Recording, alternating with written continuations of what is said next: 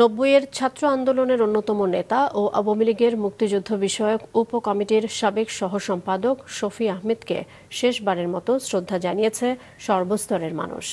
ঢাকা বিশ্ববিদ্যালয়ের মসজিদে শফি আহমেদের জানাজা শেষে তার মরদেহ বেলা ১১টায় নিয়ে যাওয়া হয় কেন্দ্রীয় শহীদ মিনারে। সম্মিলিত সাংস্কৃতিক জোটের আয়োজনে ঘণ্টাখানেক চলে শ্রদ্ধা নিবেদন। তার প্রতি শ্রদ্ধা জানায় আওয়ামী লীগ, জাসদ সহ বিভিন্ন রাজনৈতিক দল, সামাজিক ও সাংস্কৃতিক সংগঠন। এ সময় বক্তারা ৯০-এর স্বৈরাচার বিরোধী আন্দোলনে শফি আহমেদের ভূমিকা তুলে ধরেন। সোমবার বিকেলে হৃদরোগে আক্রান্ত হয়ে রাজধানীর একটি বেসরকারি হাসপাতালে তিনি শেষ নিঃশ্বাস ত্যাগ করেন। তার মরদেহ নিয়ে যাওয়া হবে তার নিজ জেলা নেত্রকোনায়। বুধবার পারিবারিক কবরস্থানে দাফন করা হবে সাবেক এই ছাত্র নেতাকে। এদেশকে একটি অসাম্প্রদায়িক শোষণমুক্ত গণতান্ত্রিক রাষ্ট্র হিসাবে প্রতিষ্ঠিত করা তার যে স্বপ্ন, সেই স্বপ্ন থেকে শফি আহমেদ এক মুহূর্তের জন্য বিচ্যুত হননি।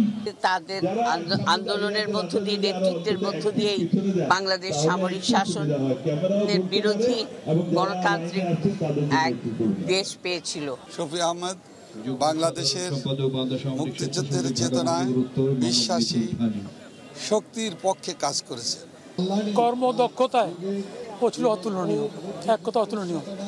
যে কোনো ক্রাইসিসে, সংকটে সিদ্ধান্ত নিয়ে সিদ্ধান্ত বাস্তবায়ন করার ক্ষেত্রে তার কোনো তুলনা ছিল না।